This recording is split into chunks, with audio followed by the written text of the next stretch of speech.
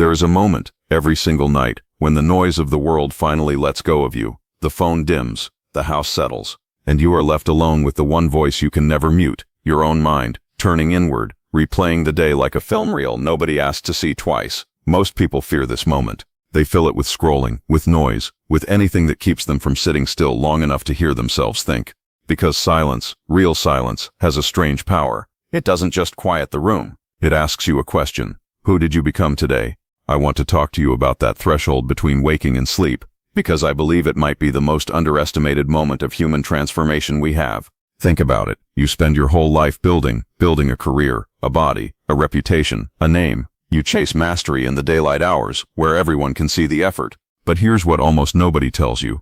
The actual construction happens somewhere else entirely. It happens in the dark. While you sleep, your brain doesn't shut off. It edits. It consolidates memory, repairs tissue, reorganizes emotion. Neuroscientists have a word for it. Neuroplasticity. The mind literally rewiring itself based on what you fed it before you closed your eyes. Which means the last thought you think is not the end of your day. It's the instructions you leave for your own reconstruction. Let that sit for a second.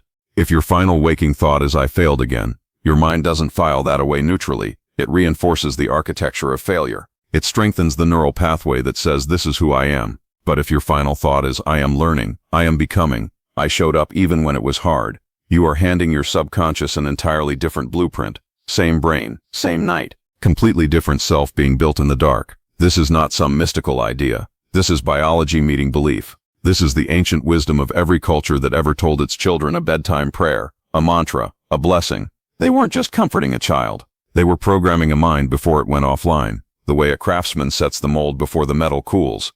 So what do you say to yourself right before sleep? Not affirmations shouted into a mirror, not forced positivity that lies to you. I mean something quieter, something true, something like, I release what I cannot control. I forgive myself for what I didn't know yesterday. I trust that tomorrow's version of me will handle what today's version cannot.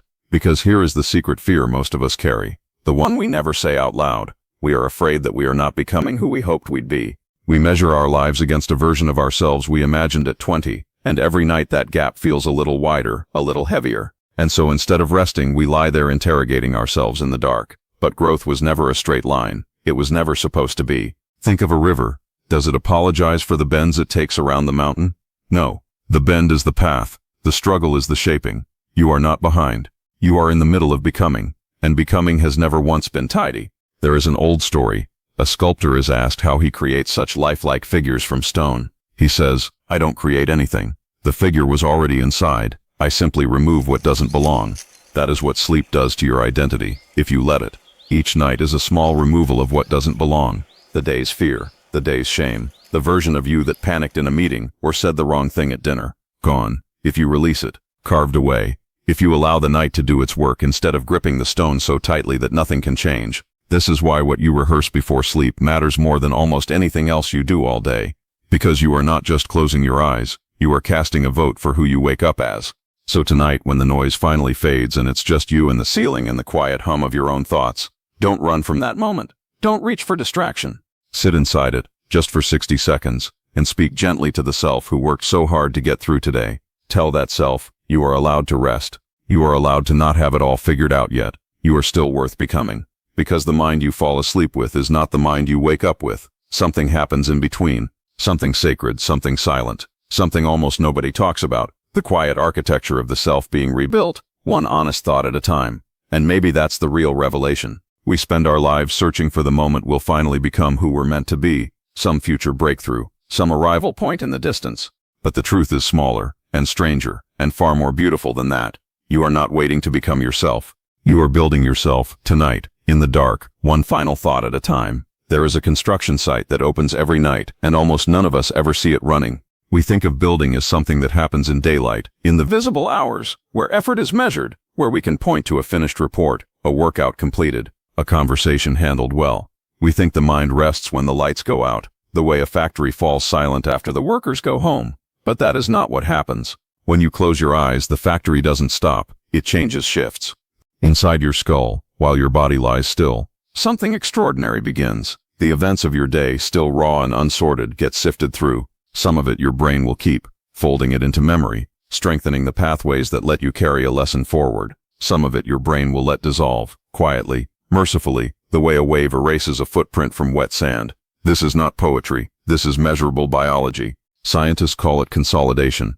This quiet nightly labor of sorting what matters from what doesn't. But I think it deserves a bigger word than that. I think what happens while you sleep is closer to authorship. Your mind is writing the next draft of you. And here is what makes this so strange, so oddly moving once you sit with it. The raw material for that draft is whatever you hand it right before you drift off. The mind doesn't work with the whole day equally. It waits the ending. The last emotional note you strike before unconsciousness carries disproportionate influence over what gets reinforced. So if the final feeling you carry into sleep is dread, or self-contempt, or the tight fist of an argument still unresolved, your architecture that night gets built on that foundation. The walls go up crooked, because the blueprint was crooked. But if the final feeling is something steadier, gratitude, even a small and imperfect kind, or forgiveness for the ways you fell short today, the architecture shifts. Not because you tricked your brain with a nice sentence, because you gave it a truer, calmer material to build with. This is why every grandmother who ever whispered a blessing over a sleeping child understood something we've only recently found language for. She wasn't performing a ritual. She was setting the mold before the metal cooled. Think of how strange it is that we spend fortunes on how we look while awake, and almost nothing on the 10 minutes before we surrender consciousness, even though those 10 minutes may shape more of who we become than any conscious decision we make tomorrow.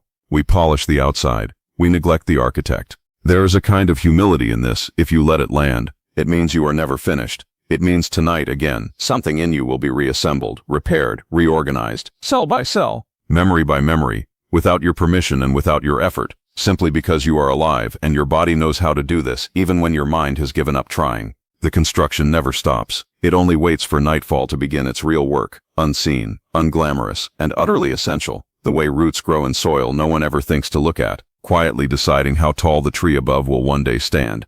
There is a peculiar kind of arrogance in how we treat our final thought of the day. We treat it as disposable, the throwaway line before the credits roll, the afterthought that doesn't count because we were too tired to mean it.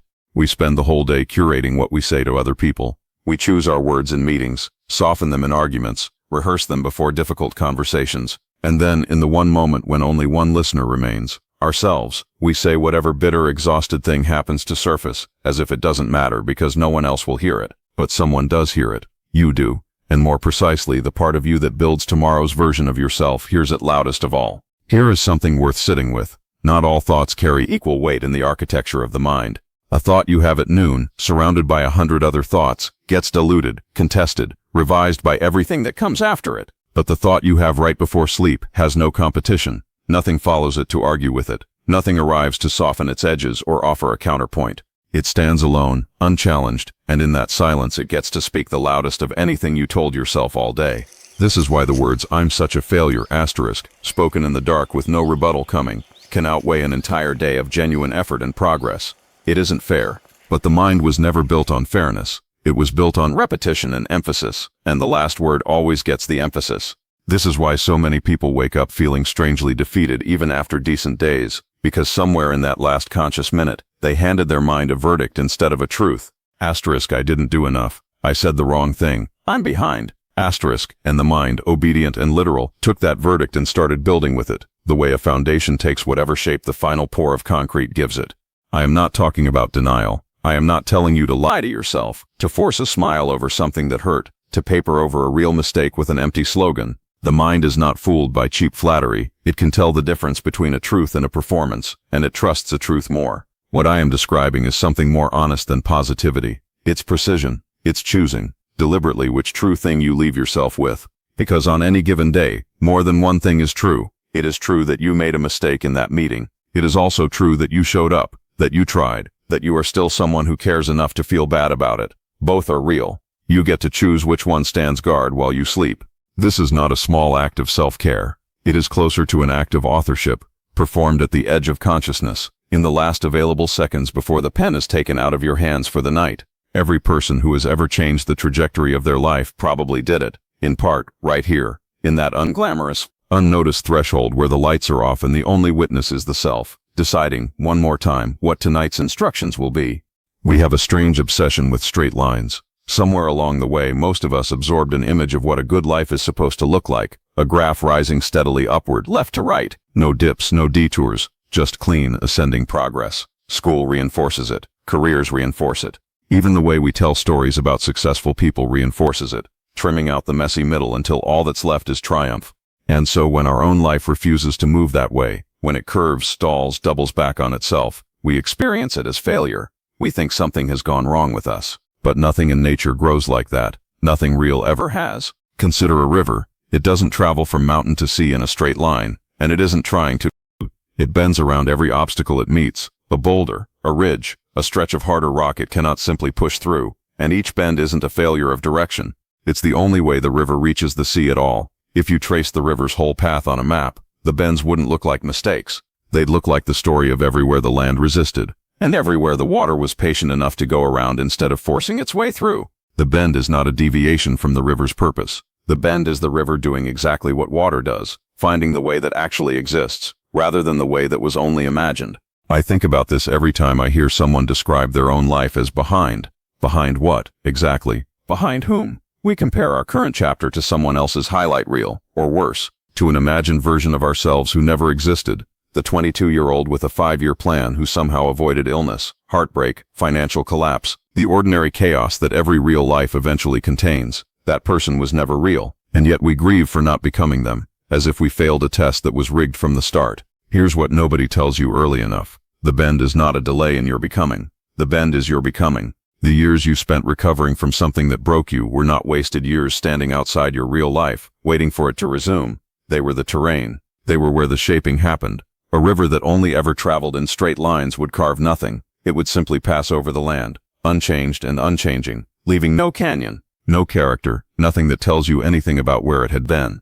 It is the resistance, the redirection, the forced patience of going around what could not be moved, that carves the deepest and most distinctive paths. So when your life bends, when the job falls through, when the relationship ends, when your body forces you to slow down, when your plans dissolve into something unrecognizable, try, if you can, to resist the old reflex that calls this wreckage. Ask instead what kind of terrain you're moving around, and trust that the water in you still knows, on some older and wiser level than your anxious planning mind, exactly how to reach the sea. It has never once needed a straight line to get there. It has only ever needed to keep moving, patiently around whatever stood in its way, letting the bend do what a bend has always done, shape something that a straight path never could have shaped at all.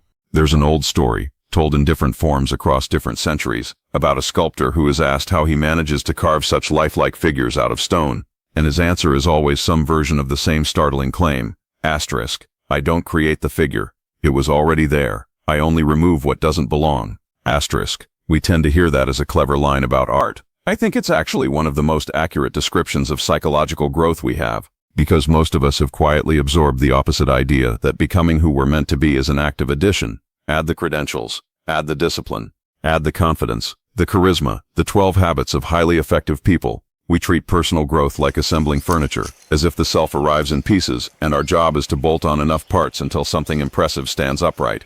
And when that doesn't work, when we've read the books and built the habits and still feel like strangers to ourselves, we assume we simply haven't added enough yet, so we add more.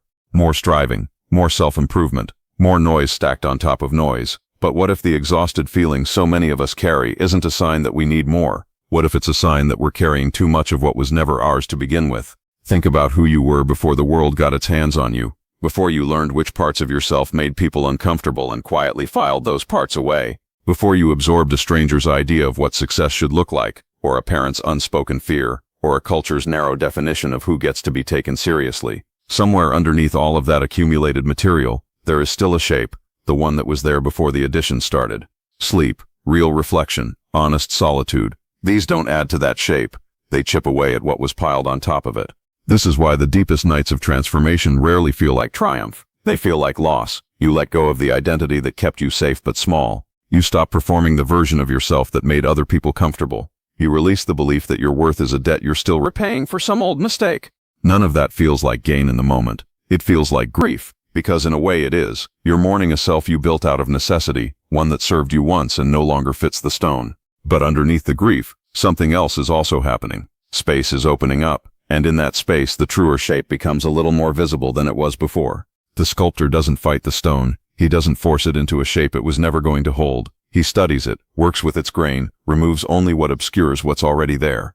That's a strange kind of discipline, not the discipline of forcing yourself into something new, but the discipline of trusting that something worth uncovering already exists, and having the patience to let the excess fall away instead of grasping for more to pile on. So maybe becoming isn't about collecting enough achievements to finally feel whole. Maybe it's closer to unlearning, quietly, night after night, chip by chip, everything that was never you to begin with, until what's left is simply finally recognizable.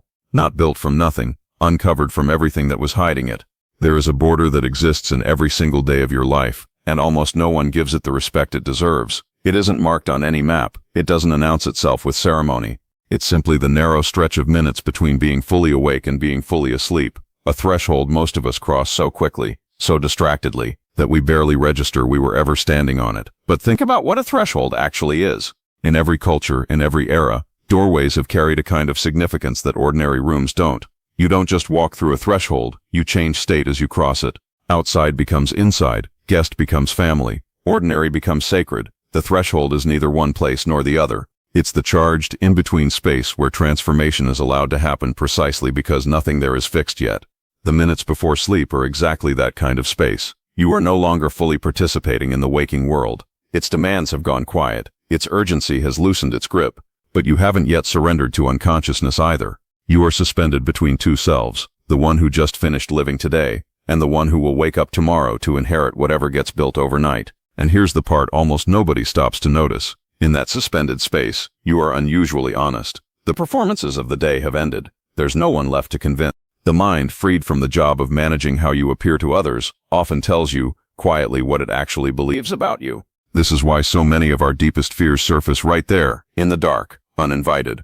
Not because the threshold creates them, but because it's finally quiet enough for us to hear what we've been outrunning all day. The grief we postponed at lunch, the doubt we buried under productivity, the old wound we thought we'd handled, resurfacing the moment nothing else is loud enough to drown it out. Most people experience this as an ambush. I'd suggest it's closer to an invitation. The threshold isn't attacking you. It's finally giving you the silence in which to meet yourself honestly, something your entire day was probably arranged, consciously or not, to avoid. And this is precisely why what you do at that threshold matters so much more than we've been taught to believe. Every tradition that ever built an evening ritual, a prayer, an examination of the day, a moment of gratitude spoken aloud before the candle went out, understood something practical, not just spiritual. They understood that whatever you bring to the threshold, you carry across it. You don't leave your unfinished business behind when you fall asleep. You bring it with you into the dark, where it continues working on you, whether you're paying attention or not. So the question worth asking isn't just asterisk what happened today, asterisk, it's asterisk what am I carrying across the threshold tonight, because that answer decides more than how well you sleep. It decides what kind of raw material your mind has to work with while you're unconscious, defenseless, and utterly reliant on whatever you handed yourself in that last quiet, unglamorous, sacred minute before the door closed behind you. There is a sentence so many of us are quietly waiting to become true. Asterisk. Once I finish this project, once I lose the weight, once I get the promotion, the relationship, the recognition, then I'll finally be who I'm supposed to be. Asterisk. We live as if the self is a destination somewhere up ahead, and today is merely the road toward it. We treat our current life as a rehearsal for the real performance that hasn't started yet.